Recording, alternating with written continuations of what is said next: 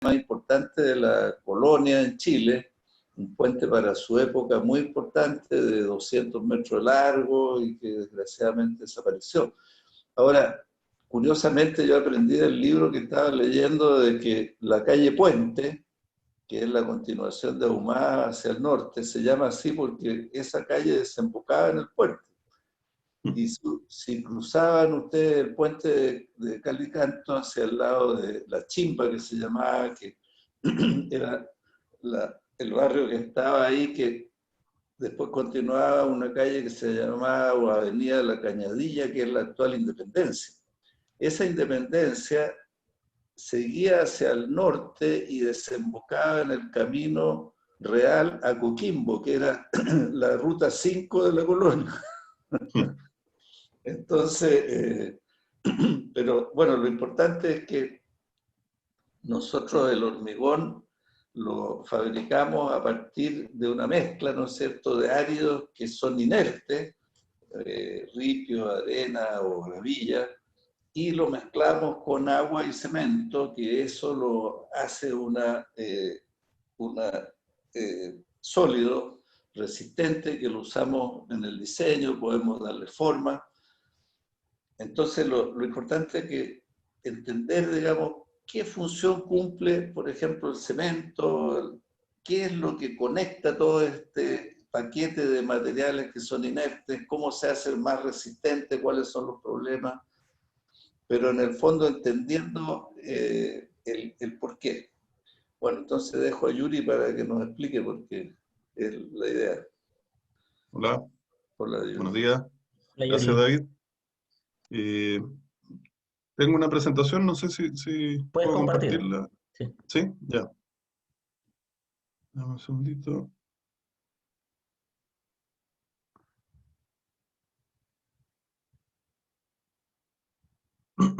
Ahí sí, ¿se está viendo? Sí. Perfecto, gracias.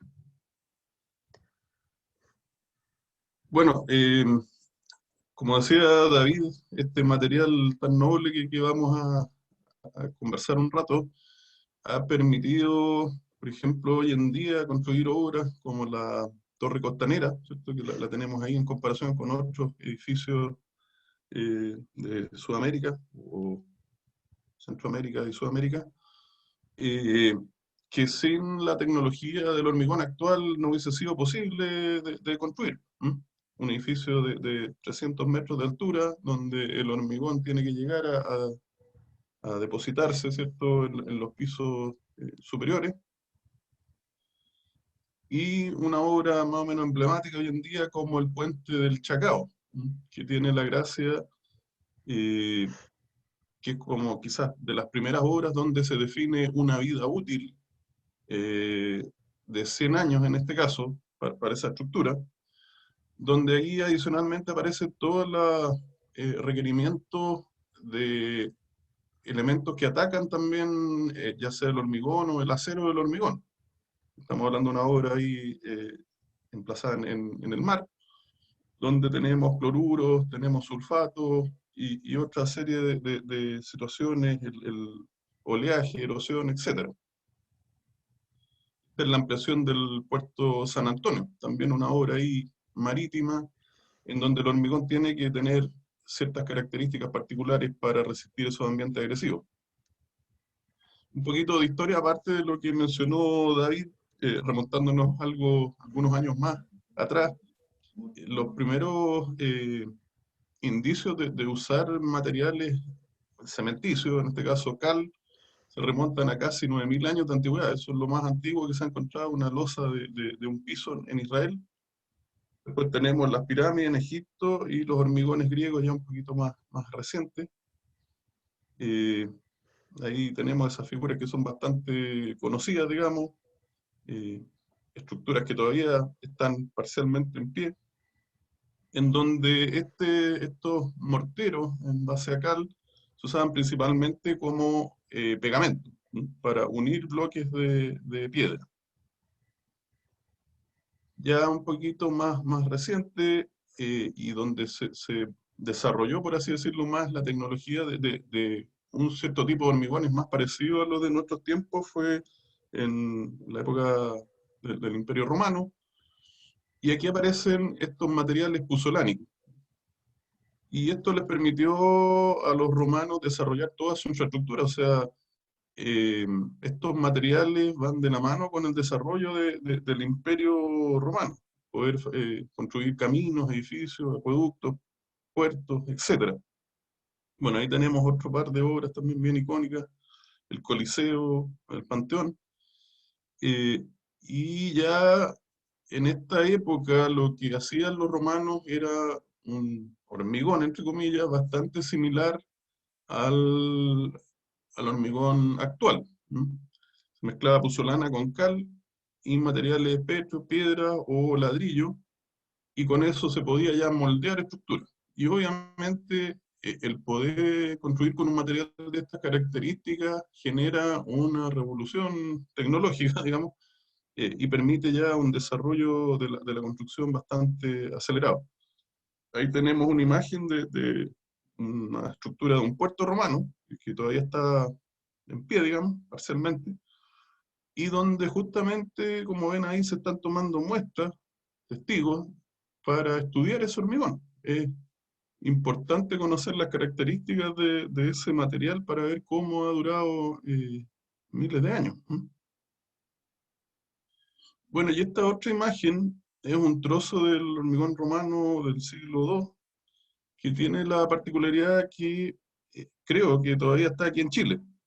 Eh, esta yo la vi en persona, y porque estaba en el centro técnico de Polpaico, había sido una donación de la matriz Holcim, que es un grupo, o era un grupo suizo, los dueños de Polpaico, y ellos regalaron al centro técnico de Chile un trozo de este hormigón romano. Ahí vemos claramente eh, que hay trozos de arcilla, ¿cierto?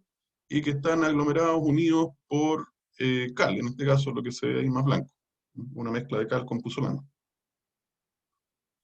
Bueno, en América también tenemos algunos ejemplos, un poquito más recientes, 900 años de antigüedad, los hormigones mayas.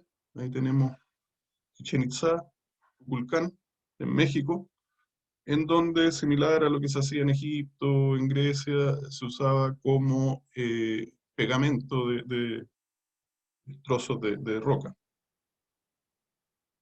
Bueno, y ahí puse la imagen también que me compartió David del puente de Calicanto, en donde se usó cal mezclado con huevo como aglomerante, ¿m? Para unir ladrillo también en este caso. Bueno, y el hormigón actual ya más parecido al hormigón de cemento Portland, es un desarrollo un poquito más reciente, ¿cierto? Del siglo XIX y comienzos del siglo XX, principalmente este desarrollo se produjo en Francia e Inglaterra, y después en Italia se incorpora esto de los cementos puzolánicos, que son bastante similares a los cementos que tenemos nosotros, o sea, incorporar una ceniza volcánica, en este caso, de origen natural, como parte del material cementicio. Y bueno, ya en esta época la tecnología del hormigón empieza a tener un desarrollo bastante acelerado, empieza a haber investigación aplicada, eh, y eso ha permitido, digamos, llegar hasta los desarrollos actuales. Smithson en 1756 reconstruye ese faro que está ahí, de Easton, eh, y hay un señor que también es bien importante, es conocido nosotros, me imagino, por el equipo y el ensayo de Vicat, la aguja Vicat, que en 1818 y después posteriormente un escocés, Aspin, patenta este material como cemento Portland. Y esto ya es bastante similar al cemento Portland actual.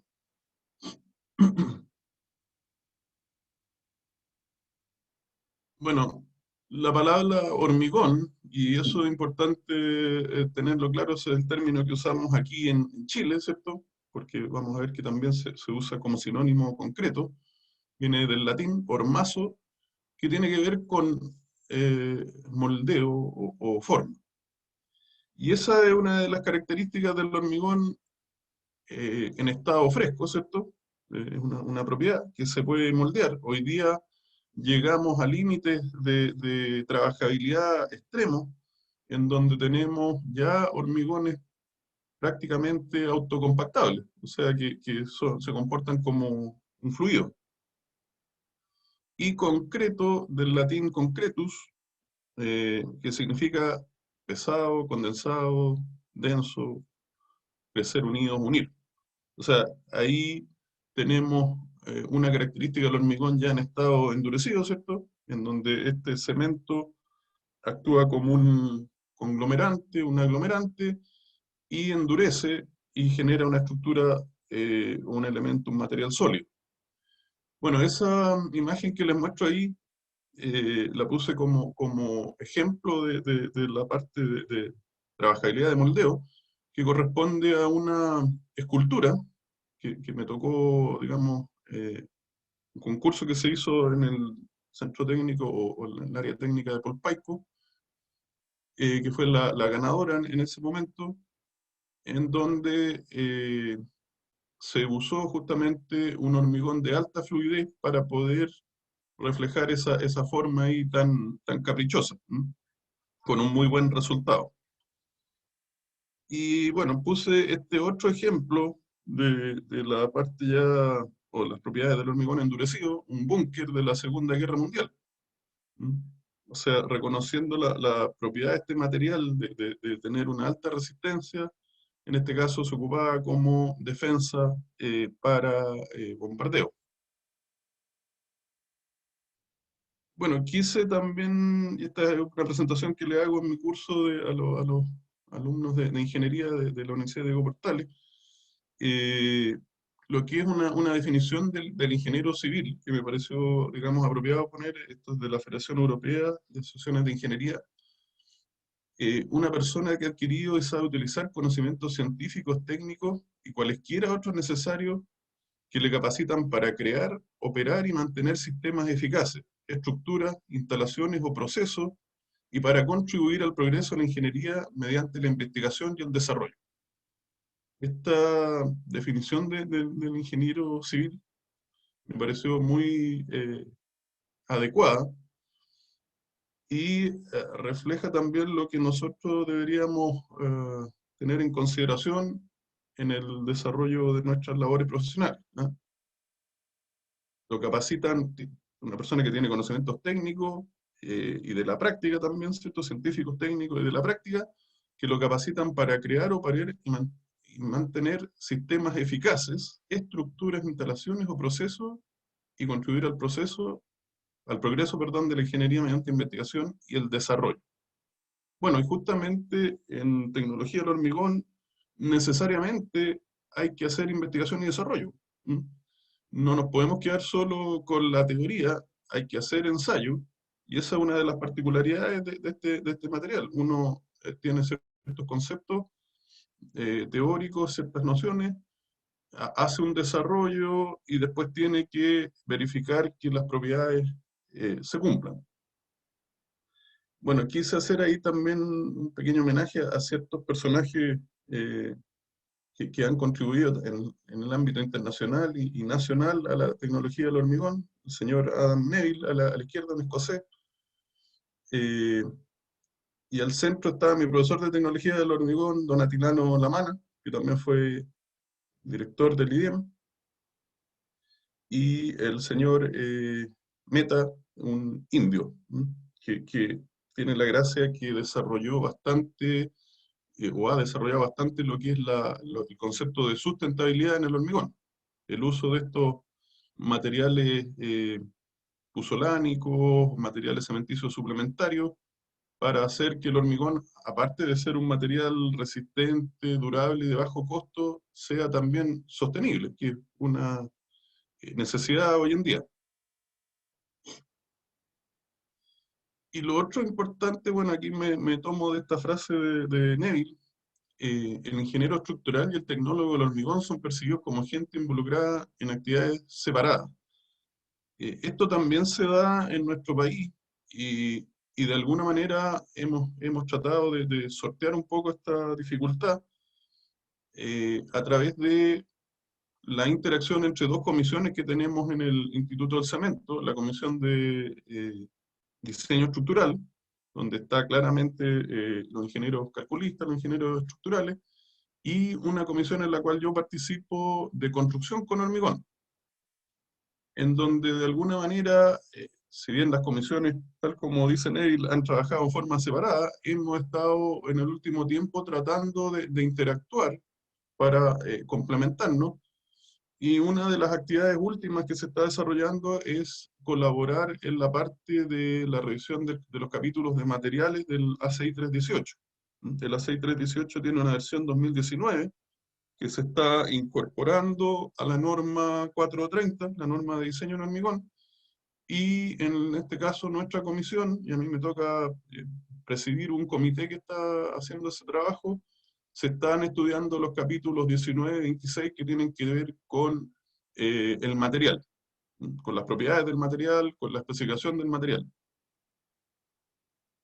Bueno, y si no se tiene estas consideraciones, podemos tener problemas como los que refleja esta imagen del artículo de Neville, en donde tenemos una estructura que tiene, digamos, en base a marcos, y las columnas sufrieron un acortamiento por creep o fluencia lenta.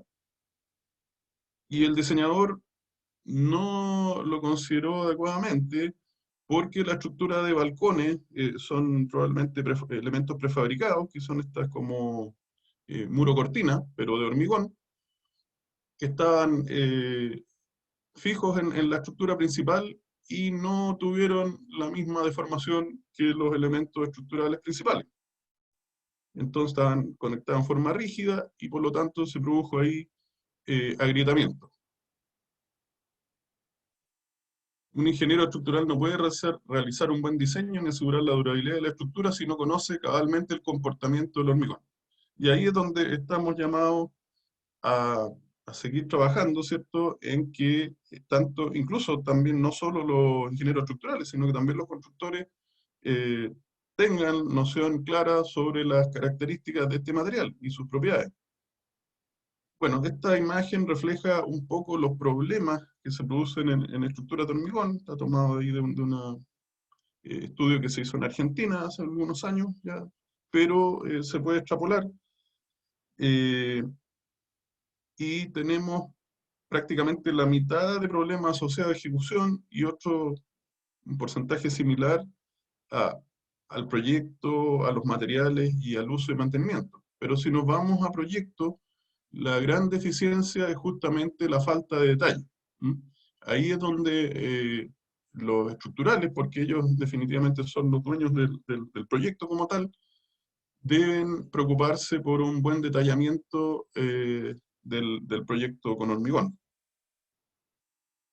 Esta imagen muestra también un estudio que hizo el profesor Carlos Videla, que fue presidente de la Comisión de Construcción con Hormigón hace algunos años, y donde muestra problemas asociados al hormigón por no, digamos, definir adecuadamente la especificación técnica en distintas etapas de su madurez, digamos, ¿cierto? En estado fresco, problemas con la trabajabilidad, ahí estamos hablando principalmente se mide con el cono de Abrams cuando estamos hablando de un hormigón convencional, eh, de segregación, exudación y agrietamiento plástico. Y después, en el hormigón en estado endurecido, tenemos grietas por retracción térmica, por retracción hidráulica, algunos problemas de resistencia y desgaste. Y estos otros están asociados principalmente a lo que en la norma antigua, en la 170, se conocía como, digamos, eran los requisitos que se imponían para durabilidad del hormigón. Ataque por sulfato, problemas de corrosión de las armaduras, principalmente por ataque de cloruro, y reacción álcali agregado. Me llama la atención un poco a mí de este estudio del profesor Videla que esos aspectos relacionados a durabilidad tengan una ponderación tan baja. Probablemente es por las características de la muestra. A lo mejor son edificios aquí en la zona central, en donde efectivamente no tenemos muchos de esos ambientes agresivos.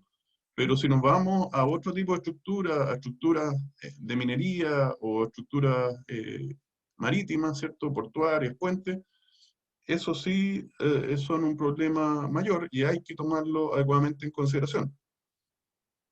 Bueno, para ayudar un poco a este apoyo al diseñador, nuestra comisión desarrolló, en base a las preguntas que nos hizo la Comisión de Diseño Estructural, esta guía, una guía de apoyo al ingeniero diseñador, donde una especie de resumen de tecnología del hormigón, de aspectos ya sea del diseño de mezcla, de los controles al hormigón y también de las propiedades y los cuidados que hay que tener en consideración.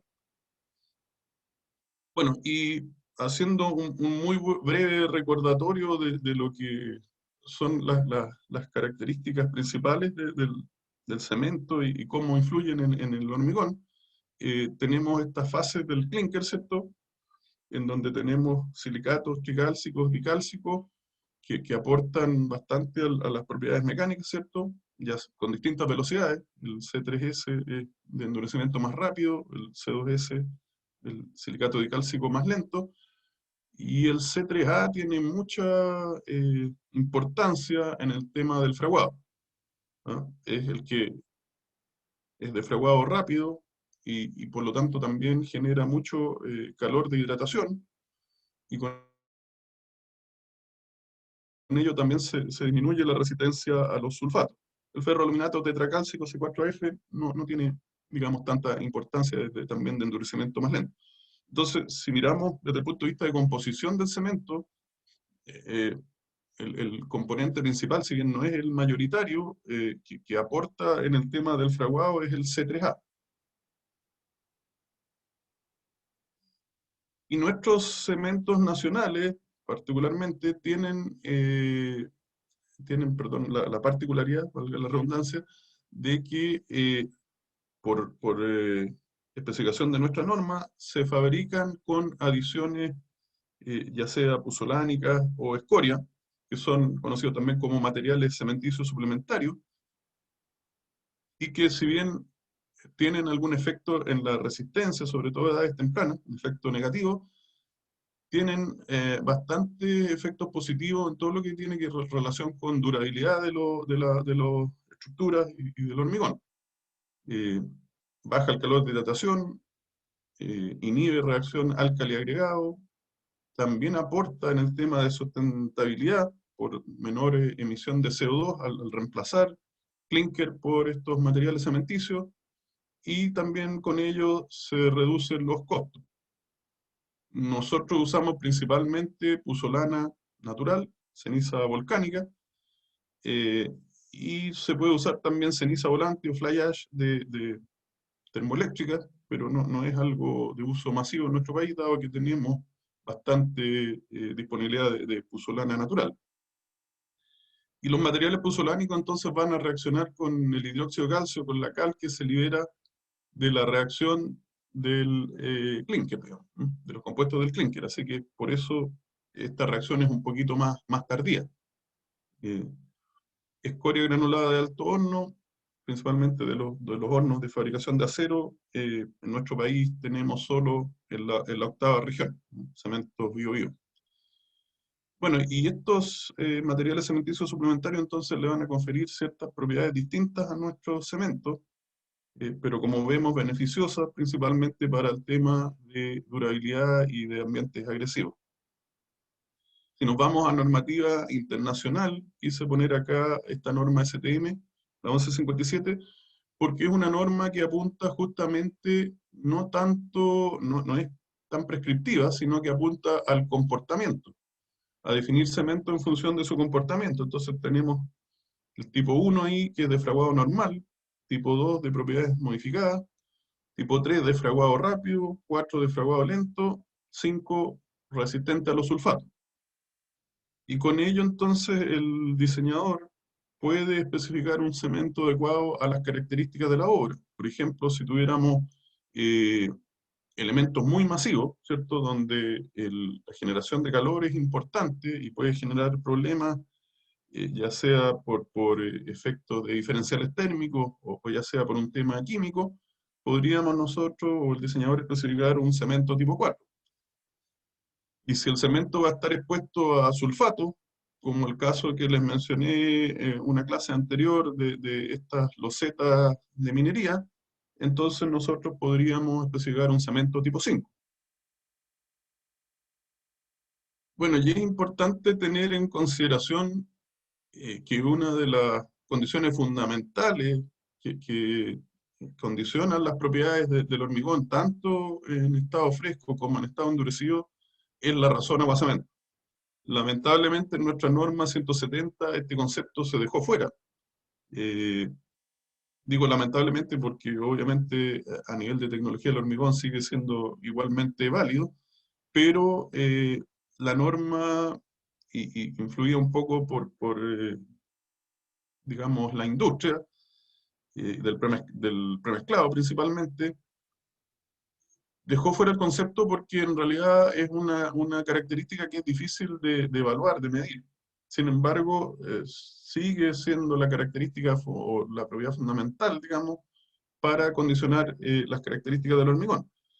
Y en esta imagen se refleja bastante bien cómo incide en la etapa de hormigón fresco o en la etapa inicial, y después en el endurecimiento. Tenemos las mismas partículas de cemento, pero arriba, cuando tenemos una baja razón de cemento, la cantidad de agua es menor, representada por esos cuadrados más chicos.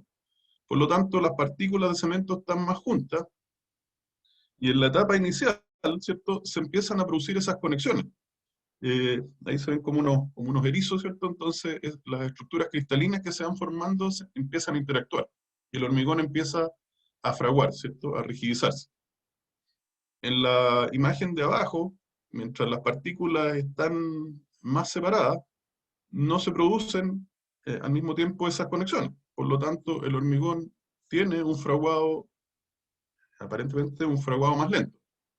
Y ya cuando el hormigón ha endurecido, ¿cierto? Se han formado todas las estructuras o gran parte de estas estructuras cristalinas, los compuestos de hidratación, eh, empiezan a estar, digamos, a disminuir la porosidad, ¿cierto? Y a haber más cristales digamos, menor permeabilidad. A diferencia de la imagen de abajo, donde todavía quedan bastantes zonas sin rellenar, por así decirlo. Bueno, y es importante tener en cuenta también que estas reacciones se producen liberando calor. Ahí tenemos una gráfica con etapas.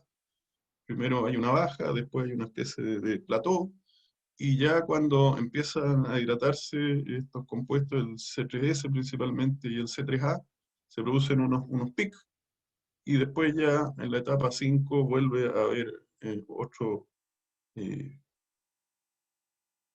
plana, una curva plana.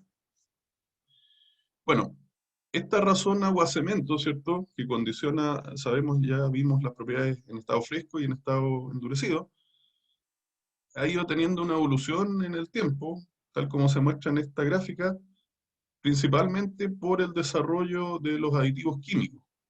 En los hormigones, en los años 50, ¿cierto? Donde solo teníamos principalmente agua y cemento, se trabajaba con razones agua-cemento relativamente altas, tipo 0,7, y por lo tanto las resistencias tenían un límite que estaba por ahí por los 30 megapascal, 40 megapascal, ¿cierto? Ya en los años 70 esto mejora algo, pero el incremento, digamos, exponencial, por así decirlo, se produce a partir de los 90, llegando incluso en nuestro tiempo a resistencias que eran impensables en esos años, cerca de 200 megapascales o incluso superiores. Y esto ha sido posible justamente por el desarrollo de aditivos, ¿cierto? Y los hiperplastificantes que permiten entonces llegar a razones de guasamentos menores a 0,2, a 0,3, del orden de 0,2. ¿Mm? Y con ello entonces ya estamos hablando de hormigones de ultra alto desempeño, ¿ah? Que, como les decía, no era pensable poder tener ese tipo de materiales hace 50 años, 60 años. Bueno, así se ve, digamos, una imagen de la hidratación, en donde inicialmente tenemos todo rojo y negro, negro el agua, rojo cemento, y vemos cómo se van formando estas estructuras cristalinas, eh, que son principalmente el CH y el CSH, el hidróxido de calcio y los silicatos de calcio hidratado. Y aquí ya tenemos entonces un gran porcentaje de estos cristales formados, y vemos que es una reacción que se produce, digamos, por capas, por así decirlo, en las partículas de cemento. Esta partícula que es más gruesa, esta que se ve acá, acá todavía tiene una parte sin hidratar. Y la hidratación entonces se va a producir en general mientras haya agua disponible y cemento sin hidratar. La, el agua que interviene en la reacción es aproximadamente un 30%. O sea, eso corresponde a una razón de amasamiento 0,3. Por lo tanto, todo el resto de agua en exceso que esté presente en el hormigón es agua que interviene en el mezclado, ¿cierto? En el amasado, y que después no va a reaccionar. Y obviamente esa agua se va a perder y parte va a generar ahí porosidad. Bueno, y ahí tenemos entonces una gráfica donde muestra esta relación que hay entre resistencia y razón agua-cemento. Y vemos que con una razón agua-cemento, la curva de arriba es la de 28 días, aproximadamente 0,5 tenemos una resistencia del orden de 4200 PSI, que es como la mezcla que la CI llama una mezcla normal, por así decirlo.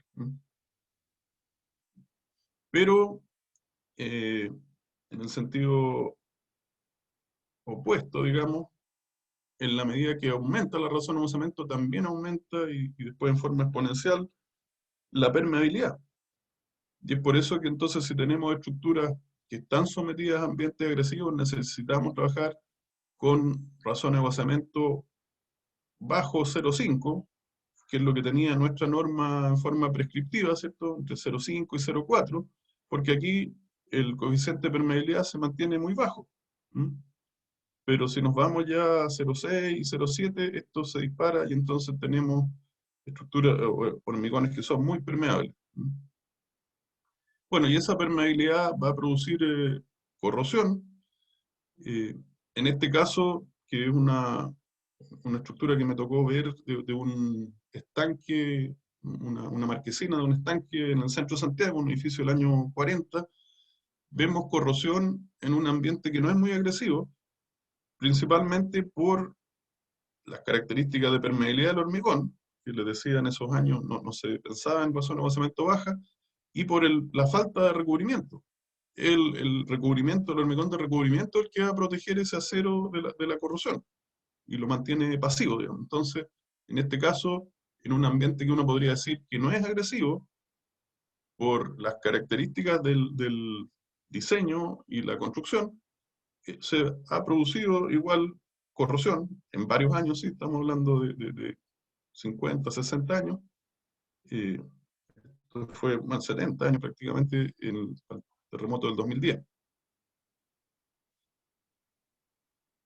Y en un ambiente sí agresivo, esta foto la tomé yo también ahí en Orcón, eh, el deterioro es mucho más rápido, porque aquí tenemos la ayuda de los cloruros. Sin embargo, me interesó esta fotografía porque si ustedes ven, esta probablemente una de estas mallas que vienen prefabricadas, está mucho más deteriorado el lado que queda, digamos, opuesto al frente del mar, digamos, ¿no? Y si se fijan bien, la armadura quedó desplazada y quedó con muy poco recubrimiento en este costado y con bastante recubrimiento por el otro lado. Y a pesar de las malas características del hormigón, por esa zona donde tenemos un recubrimiento mayor, al menos se ha mantenido relativamente bien protegido el acero. Sin embargo, acá donde prácticamente uno puede pensar que quedó la malla pegada al moldaje, ¿cierto? Casi sin recubrimiento, el deterioro ha sido muy acelerado. Entonces, y esa era una obra que se notaba que tenía poco tiempo. Si vemos entonces un ambiente como ese, un ambiente marino con efectos de corrosión por cloruro, el deterioro es tremendamente rápido. Bueno, los áridos juegan un rol fundamental porque finalmente, como decía David, lo que tenemos acá es un material que uno podría pensarlo como una roca reconstituida, donde tenemos árido, piedra, que se van a unir mediante un material aglomerante. El cemento hace las veces del adhesivo, ¿cierto? Sin embargo, el árido, el material mayoritario, del orden de un 70% en volumen, y tiene que tener características adecuadas para que el hormigón también se comporte de buena forma. Va a influir en todas las propiedades del hormigón, en la trabajabilidad, en la resistencia, en la durabilidad y en la economía, obviamente. Y ahí tenemos qué características del árido intervienen. Tenemos que tener en consideración la textura, la porosidad, su resistencia, obviamente, la condición de limpieza, la estabilidad, forma, tamaño, granulometría.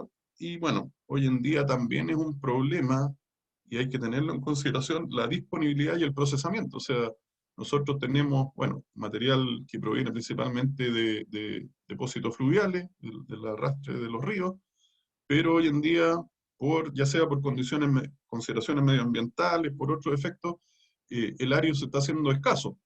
La arena también. Entonces, eh, influye mucho en el costo del hormigón esa disponibilidad. Y se está hablando hoy en día también a nivel mundial y en nuestro país, lo estamos empezando a considerar en nuestras normas, de lo que es el reprocesamiento del hormigón para utilizarlo como árido, el árido reciclado. Se está trabajando en un proyecto de actualización de la norma NSH 163 para permitir el uso del árido reciclado en el hormigón. Y tenemos bastante, digamos, información de respaldos. Me tocó participar en una memoria que dirigió el profesor Federico Delfín hace algunos años, donde se tomaron hormigones el IDIEM, digamos, de las probetas que se rompen, y esas se reprocesaron y después el material que salió de ahí se usó como gravilla en la fabricación de varias mezclas de prueba con buenos resultados. Bueno, las condiciones que intervienen en las propiedades del hormigón principalmente tienen que ver con también las condiciones de humedad del árido y al momento de incorporarlo a la mezcla. Y eso es por justamente la importancia de poder controlar la razón de aguasamiento. Si nosotros tenemos un árido seco que tiene poros accesibles, como la imagen de arriba, va a quitarle agua de mezclado al hormigón. E idealmente el área debería estar entonces en condición saturada o superficie seca, en donde está con todos sus poros accesibles llenos de agua. Se dice ahí que está en una condición de equilibrio y en esa condición entonces no interviene en la razón de aguasamiento. El agua libre es la que interviene directamente en la razón de aguasamiento. Y por último, si el área tiene exceso de humedad, va a aportar ese exceso de humedad a la mezcla y puede alterar la razón de aguasamiento aumentándola. Bueno, y la otra característica importante es la granulometría. Nosotros, el concepto que hay detrás de un hormigón denso es poder hacer un relleno adecuado, tal como se muestra en la imagen de la derecha, con partículas de distinto tamaño. Entonces, entre las partículas más gruesas se meten partículas más finas y así sucesivamente hasta llegar a las más finas como podría ser el cemento, e incluso materiales más finos que el cemento como la microsílice o los fillers en general. Entonces, es muy importante la distribución granulométrica de los áridos y por eso que nosotros en el hormigón incorporamos fracciones ya separadas, ¿cierto? La grava, gravilla y la arena, y en el extremo, como les decía, filler, para poder producir esa densificación, ese relleno adecuado de la matriz. Y con eso entonces el cemento va a ser el mínimo que se requiera para rellenar y pegar las partículas de aire. La forma también influye. Si tenemos partículas muy irregulares como las que están acá abajo y muy rugosas, van a tener un efecto necesariamente negativo en la trabajabilidad del hormigón. Entonces tenemos que ir hacia partículas más regulares y más redondeadas. ¿Mm? Y hoy en día justamente eso es lo que es difícil encontrar, porque por ejemplo, áreos de canto rodado prácticamente no se tienen disponibles. Bueno, este es un trabajo que hice en la Universidad Diego Portales, que lo quise mostrar, porque quería buscar un índice de la forma del área, cómo incide en las características del hormigón. Entonces, se usó el coeficiente de forma del área grueso, en donde se busca que para considerar una partícula de forma aceptable, la longitud mayor no sea más de 3 veces de la menor. Ahí se usa un pie de metro o un calibre, digamos, para ver esa propiedad, que es un ensayo que está en la norma 163, pero lo que no está muy claro, y eso fue un poco el aporte de esta memoria, es cómo se califica la forma de la arena. Entonces ahí empleamos este ensayo, ASTM, en donde uno tiene un embudo y deja caer arena, y en función de la velocidad, perdón, de caída, se califica la forma. Si el tiempo de caída es bajo, se entiende que la forma es mejor. Bueno, y con eso entonces se determinaron unos índices, que son este que está acá abajo, con esas dos propiedades, y se ve claramente que en la medida que ese índice aumenta, ¿cierto? La demanda de agua, reflejada en la razón de amasamiento, también aumenta. ¿Mm? Y esto se confirmó, digamos, con este ensayo que está acá, que es el ensayo Odin, de alemán, de norma alemana, que es o cono dinámico también se llama, porque el cono ¿cuál fue la consideración acá? Todos los hormigones se hicieron con la misma curva granométrica, pero variando la procedencia de la arena, y el mismo cono de Abrams. ¿Mm? Se buscó, se forzó a el cono fuera el mismo, por lo tanto, por eso la demanda de agua cambió. ¿Mm? Para ciertos hormigones hubo que agregar más agua y por eso pasamos de razón de amasamiento 0,53 a otras 0,58. Pero a pesar de que esas conos de Abrams eran el mismo, al hacer el cono dinámico vemos que este va eh, disminuyendo en las mezclas que tienen peor forma. ¿Mm? Entonces hubo una relación directa entre el cono dinámico y la demanda de agua de los hormigones. Bueno, ¿a qué nos lleva esto? A que con una misma granulometría, si no tenemos en consideración la forma, podemos pasar de razones de agua-cemento 0,53 a 0,58, y eso prácticamente puede significar 50 o 5 megapascales de resistencia, 50 kilos por centímetro cuadrado. O sea, es muy incidente la forma de la arena. Bueno, las propiedades en estado endurecido ya ustedes las conocen: resistencia mecánica, y todos estos otros requisitos que tienen que ver justamente con la durabilidad. Hay propiedades del hormigón en estado fresco que no están, digamos, evaluadas cuantitativamente en la norma, pero hay que tenerlas en consideración, y que es la cohesión, que el hormigón no se segregue, muy importante en los hormigones de alta fluidez y en los autocompactables. Bombeabilidad en el caso que el hormigón vaya a ser bombeable, que tengan poca exudación, que no se pierda el agua fácilmente, el agua de amasado, y fisurabilidad en estado plástico. Aquí tenemos qué es lo que puede pasar, digamos, cuando el hormigón no es sometido a un curado adecuado y cuando las características de retracción plástica, ya sea porque tiene exceso de cemento, porque la temperatura de fraguado es muy alta, hace que esta agua se pierda y si no hay, aceleradamente, y si no hay un curado adecuado, se puede producir situaciones como las que están reflejadas en esa fotografía de un nivel de agrietamiento muy profuso y severo. Bueno, y las propiedades más básicas en estado fresco, cono, o sea, la trabajabilidad que se mide con cono de Abrams y densidad en estado fresco. Ahí tenemos una imagen del famoso cono de Abrams, un ensayo que ya tiene más de 100 años. Y si el hormigón no tiene características adecuadas y a la vez no se coloca en forma adecuada, se genera ese tipo de problemas. Ya podemos decir que no es solamente un nido, es una cavidad, digamos, que quedó en ese pilar, lo que obliga a, obviamente, definiciones, ya sea por parte del ingeniero diseñador y probablemente a reparaciones bastante costosas.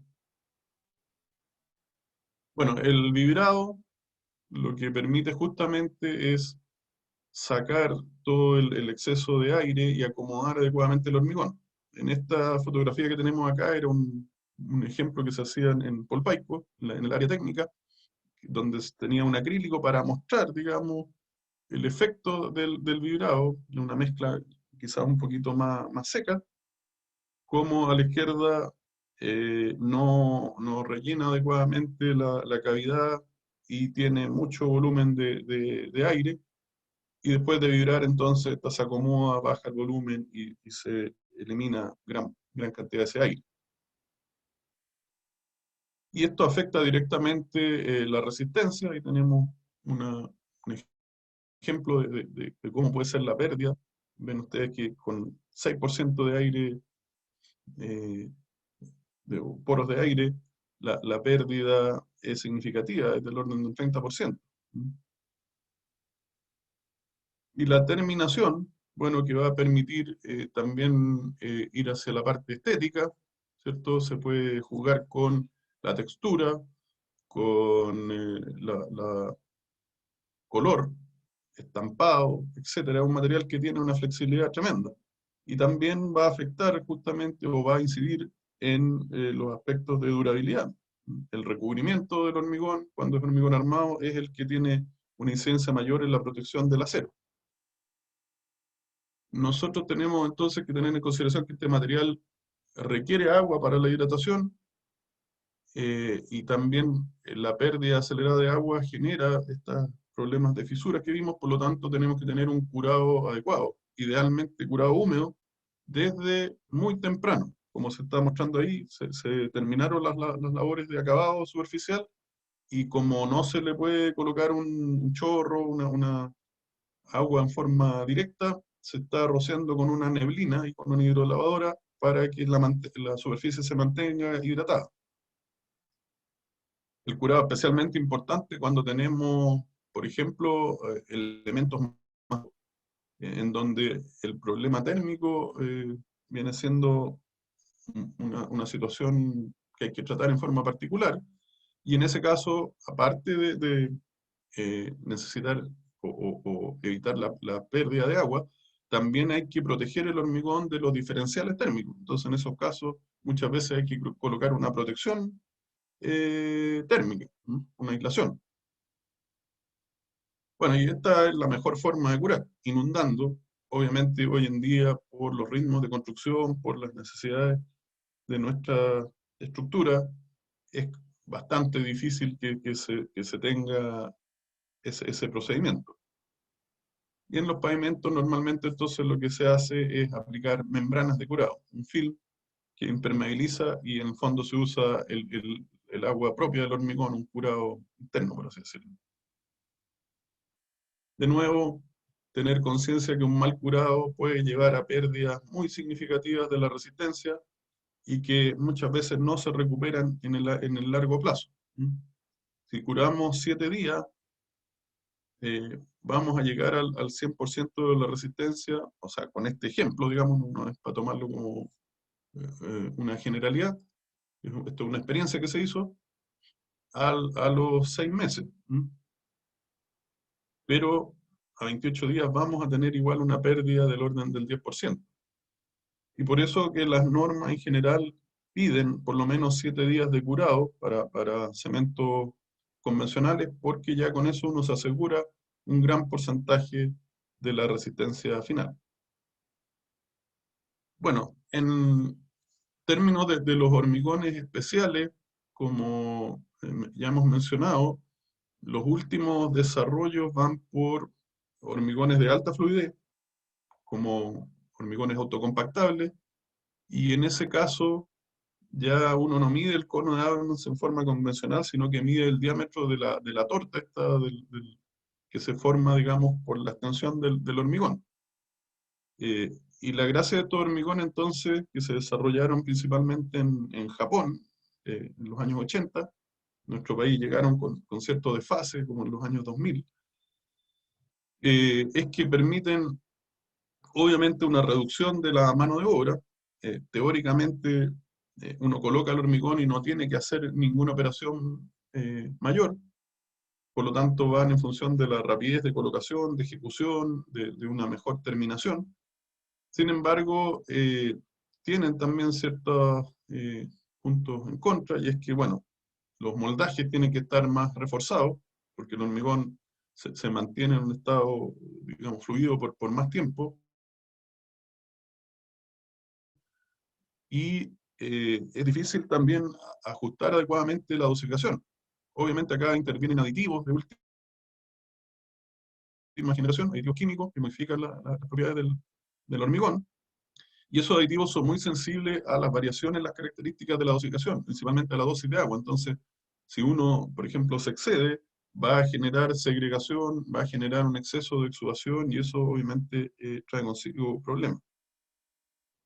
Bueno, la escalera ahí de Bochef, que me imagino que la mayoría de ustedes la han visto, me tocó participar en una asesoría a la constructora para la construcción de esa escala, la parte de hormigón, y justamente se hizo con hormigón de tipo autocompactable, un hormigón de alta fluidez con algunas consideraciones, digamos, para la colocación. Bueno, y los hormigones de alto desempeño, ahí tenemos un ejemplo de un puente en Japón, en Sakata Mirai, eh, en donde tenemos una estructura de una gran luz, y con el desarrollo de estos hormigones especiales que tienen muy alta resistencia, módulos de elasticidad más altos, mayor resistencia a flexión, eh, y con ellos se pueden, digamos, eh, alivianar los diseños. Entonces permite construir este tipo de estructuras, y aparte, bueno, con razones de basamento muy bajas que también apuntan en la tema de durabilidad. Entonces, la tecnología del hormigón permite, en este caso, optimizar diseño. En este caso son 6 elementos prefabricados con la sección que se ve ahí. eh, y lleva a extremos en cuanto a diseño y también una consideración arquitectónica. Tenemos también la posibilidad de colorear el hormigón, ¿cierto? Incorporar pigmentos en donde esta coloración queda incorporada en la masa del hormigón, y con ello entonces también usarlo desde el punto de vista arquitectónico. Y otro desarrollo que también me pidió David que les mostrara, es que incluso se ha llegado a hacer hormigón traslúcido, como se ve ahí, incorporando fibra óptica dentro del hormigón, orientándola adecuadamente. Entonces un material que es sólido, uno puede hacer que la luz traspase de un punto a otro, y entonces se ve ahí como que tiene una transparencia. Bien, me parece que con eso termino este resumen que traté de hacer lo más completo posible de un barniz de tecnología del hormigón. No sé si hay alguna consulta, algo que se pueda aclarar. Hoyo en el puente de Japón, de hace ¿Mm? como 3 diapos, esos hoyos que van al medio son para reducir el peso. Sí, yo creo que tienen eso y también una consideración arquitectónica probablemente. No me metí mucho en el diseño en particular de esta estructura, pero esta es como los primeros ejemplos de uso de estos hormigones de muy alto performance en construcción. ¿Mm? Los Eh, japoneses han sido, digamos, la vanguardia en el desarrollo de estos hormigones de alto desempeño. O sea, primero con los autocompactantes, como les decía, en los años 80, y después con el desarrollo de estos hormigones ya de muy altas prestaciones. ¿Mm? Ahí estos hormigones también se les incorpora fibra normalmente para mejorar las propiedades de resistencia también a la atracción, ¿m? Que sabemos que es una de las propiedades que no son tan buenas en el caso del hormigón y por eso tiene que usarse hormigón armado. ¿M? sí, igual tiene como media forma de arco, supongo que también es para eso. Sí, sí. Bueno, la optimización acá del diseño me imagino que pasa por el aspecto estructural y también buscando un sentido estético a la obra.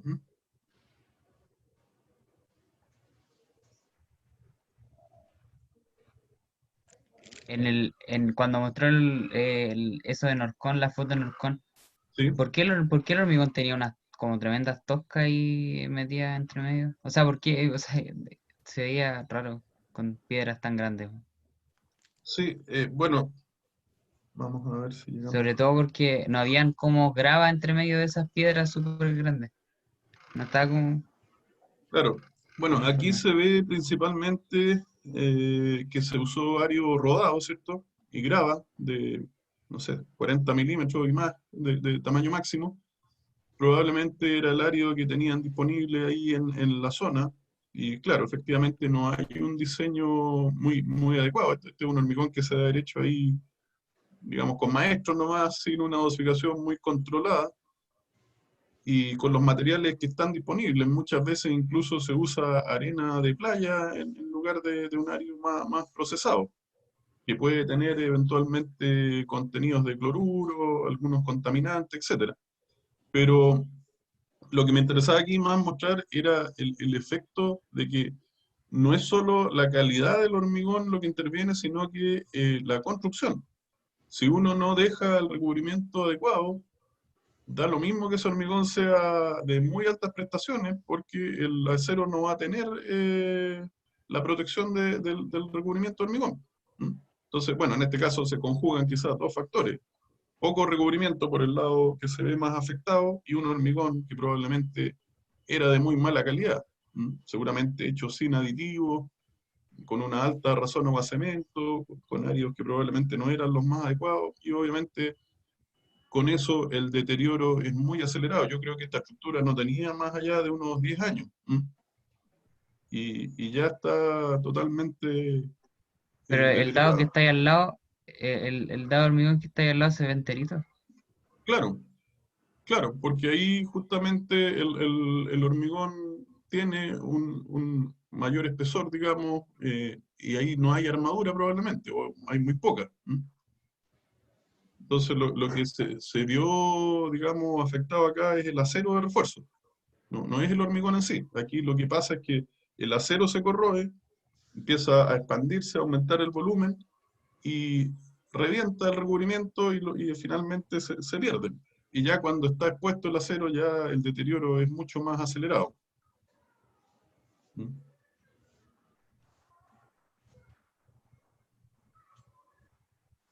¿Alguien más tiene Bueno, preguntas?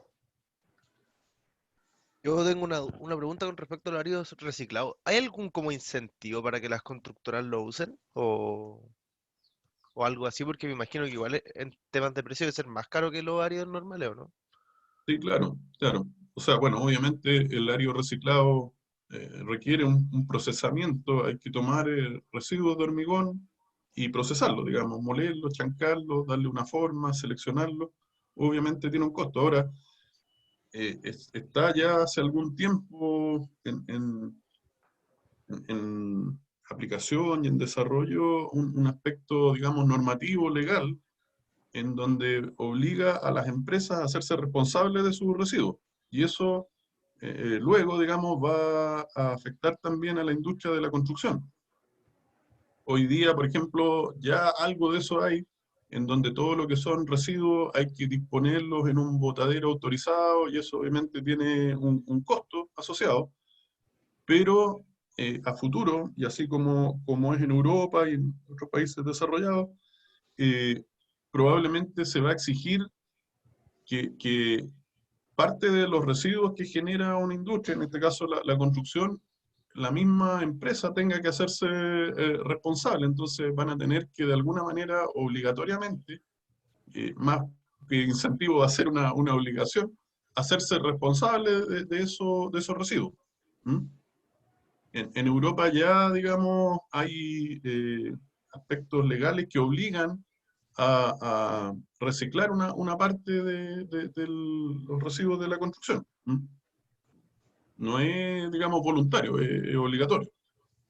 En nuestro país, quizás más lento, pero vamos a ir probablemente hacia ese eh, tipo de normativa.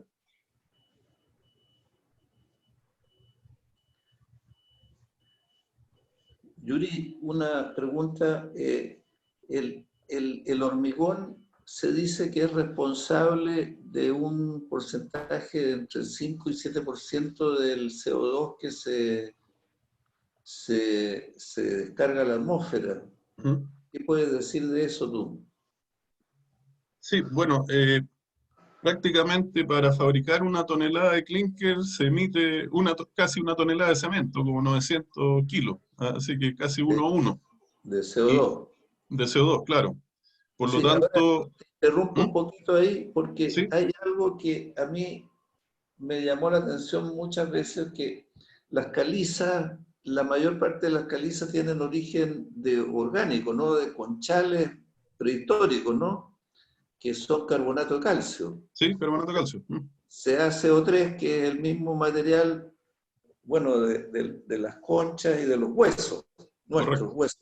Sí. Son, o sea, el calcio y el carbonato de calcio es como la estructura de nuestros organismos. Nuestra estructura ósea o estructura humana es ósea, digamos, la estructura interior es carbonato de calcio. Exacto. La naturaleza, de alguna manera, ha usado el cemento, ¿no? Claro.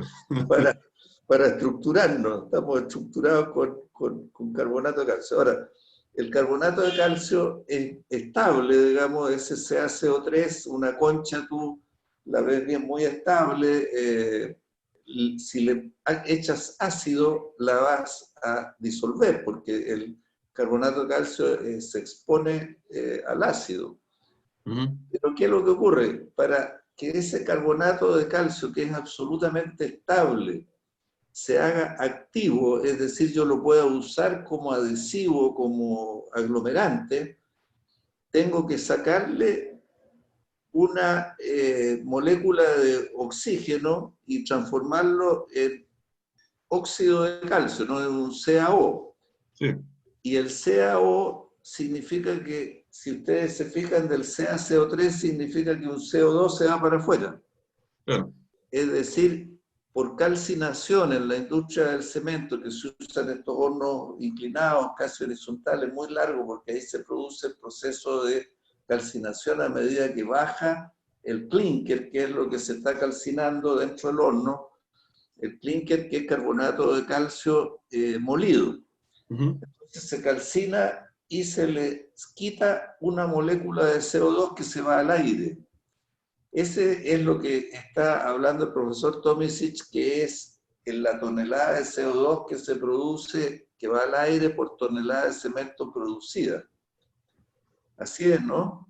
Así es. Ahora, lo interesante de esto es que estamos usando un material orgánico prehistórico que lo estamos haciendo activo mediante calcinación y después mezclando con agua de nuevo, le agregamos un OH que lo hace cristalizar nuevamente y transformarse en un nuevo material sólido. Ese es el esquema muy simplificado del proceso, digamos.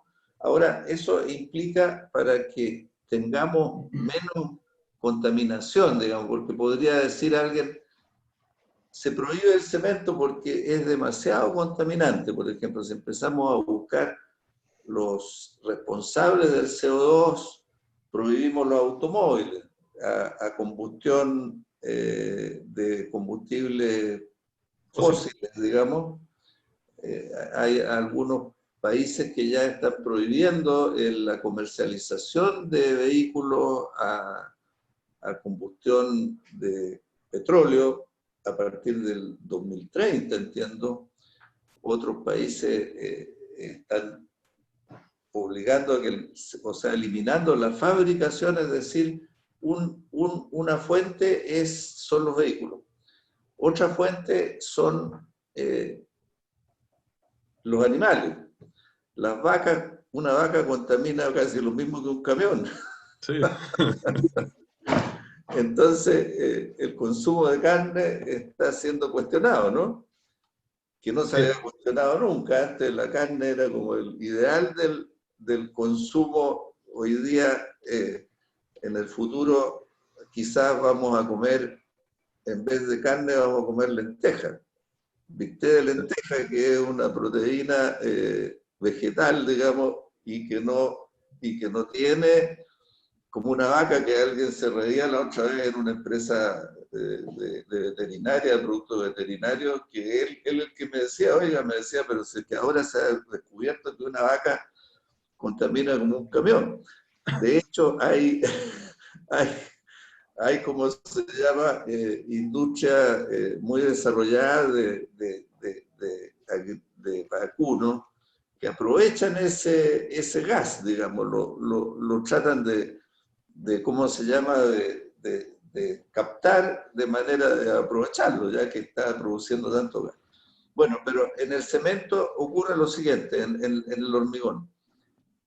Una cosa importante es usar el menos cemento que podemos, ¿no? O que podamos. Porque mientras usemos menos cemento, estamos obligando a la industria a producir menos o haciendo posible que la industria produzca menos y tenemos menos contaminación. O sea, es muy importante de que si seguimos usando el cemento, lo usemos de la manera más eficiente posible, ¿no? Así es. Bueno, dentro de eso también hay una hoja de ruta de la Federación de Cemento, la FIP, en donde Chile también está, digamos, embarcado en ese rumbo para reducir el impacto que tiene la industria cementera y del hormigón a nivel mundial.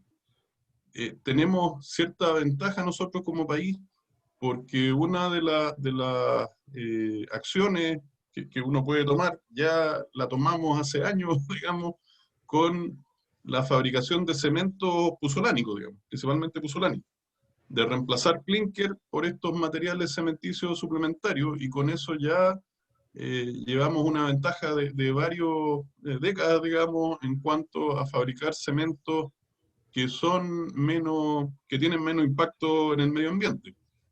Y cada vez más la industria entonces ha ido en función de bajar lo que llaman el factor clinker, o sea, de reemplazar más clinker por estos materiales cementicios suplementarios, principalmente puzolana. Si miramos la norma para los cementos que son calificados como Portland puzolánicos, el límite de contenido de adición es un 30%, y después en la categoría que sigue, que se denominan puzolánicos a seca, se permite hasta un 50% de reemplazo. Y típicamente, no sé, en los años 80, 90, la mayoría de la industria fabricaba con menos de 30, o sea, eran todos los cementos, aunque fueran grado corriente, Portland puzolánico, y a partir de los años 2000 y en adelante se empezó a exceder ese límite y a fabricar entonces cementos con más de 30% y acercándonos al 50% de contenido de adición. Entonces, en Chile ya hay acciones que de alguna manera permiten demostrar que la industria no impacta tanto como, digamos, si se fabricara cemento Portland puro, en donde ahí ya tendríamos esa relación de tonelada por tonelada. Pero si lo vemos como cemento, entonces ya tenemos un 30, 35, 40% de reducción de clinker, que más o menos en la misma proporción reduce la puzzolana, perdón, el CO2. Y bueno, y también, que no lo quise mencionar aquí directamente, pero hay otros desarrollos que van en la línea de activar ciertos materiales con soluciones alcalinas, en donde entonces uno puede hacer un cemento sin clinker, con puzzolana o principalmente ceniza, escoria, materiales de estos que son reactivos. Uno solo le incorpora la solución alcalina y fabrica un material cementicio similar al cemento Portland, que son los denominados geopolímeros. Eso ya tiene un desarrollo, digamos, importante a nivel internacional. Falta, digamos, llevarlo a una escala práctica, de que sea, por ejemplo, posible fabricar un geopolímero o un material geopolimérico como hormigón premezclado. Pero en Australia, donde ha habido harto desarrollo de esa tecnología, ya hay empresas que fabrican geopolímeros industriales, por así decirlo, o sea, que hacen un hormigón premezclado en base a estos geopolímeros. Y ahí ya, digamos, no se ocupa nada de clinker, no hay cemento Portland. Ese quizás es el desarrollo que va a venir, digamos, cuando ya no se quiera seguir calcinando caliza. Cuando ya no existamos. Claro. Cuando ya Pero no por mientras, las acciones que se han ido tomando, y como bien tú dices, de poder bajar los contenidos de cemento, trabajar con razones agua-cemento baja, eso es muy importante. Y justamente, incluso lo que tiene nuestra norma puede llevar a un poco a un contrasentido, porque en la norma 170, la parte de durabilidad quedó con un grado de resistencia mínimo, en general en todos los ambientes más agresivos, ya sea sulfatos o cloruro, y una dosis mínima de cemento, de 360 kilos en las categorías más exigentes. Y eso, digamos, puede llevar a una confusión, porque en realidad esa dosis mínima es para indirectamente asegurar una razón agua-cemento, pero no sería totalmente correcto desde el punto de vista de lo que se busca, que es bajar la permeabilidad.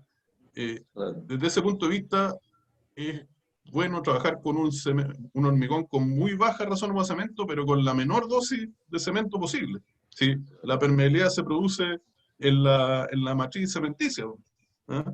En la interfaz o en la pasta de cemento como tal. El área en sí no es permeable. Entonces, si uno logra bajar la razón agua-cemento y a la vez bajar la dosis de cemento, va a tener un hormigón menos permeable. Sí, oye, yo creo que como ya se nos está terminando, o se terminó el tiempo, te quería dar las gracias, pero quería hacer una reflexión final respecto de lo que hemos hablado, porque es muy, muy interesante y ver que un material como el hormigón, que tiene estas dos características que explicó también el profesor Tomisic del por misos que tú decías y el concretus. Concretus, claro. O sea, es moldeable y es sólido. que son las Exacto. dos características principales, ¿no? Que tenemos un material fácilmente moldeable, que no es como un metal, que el acero o el aluminio tenemos que fundirlo a 700 grados el aluminio para usarlo como líquido. En cambio, este es un líquido que lo podemos usar a temperatura normal. Podría ser como el yeso o ahora otros como los geopolímeros, pero la reflexión va a que uno, si avanza un poco en el conocimiento, te vas dando cuenta de cómo se enlaza todo. Se enlaza con los factores ambientales, se enlaza con los factores de uso, por supuesto, pero eso lleva a una cuestión que es muy importante en la ingeniería y al cual a los ingenieros se nos achaca siempre como de que somos cuadrados. ¿Qué significa ser cuadrado? Es que vemos la realidad por una franja. Es como que tú usaras un lente que no ves la realidad completa, sino que la ves a través de una franja nomás. Entonces, yo soy siempre de la idea de que la ingeniería tiene que ser amplia, es decir, una mirada amplia al conjunto de los factores que están influyendo. Como ustedes ven aquí, que una tecnología del prefabricado que nos lleva a otras tecnologías que son como el uso del hormigón, que es tan interesante, nos va conectando con todo, o sea, un tejido que no es independiente del resto. Y en ese sentido creo que en nuestra universidad, en nuestra escuela, en nuestra realidad actual, por la cantidad de información que hay, tendemos a ser más cuadrados que antes, en vez de menos cuadrados, digamos. O sea, yo por eso siempre digo, tratemos de mirar hacia los lados, no solamente a la ingeniería, sino que a la no ingeniería. La gran proporción de los problemas, el 80% del problema está en la no ingeniería.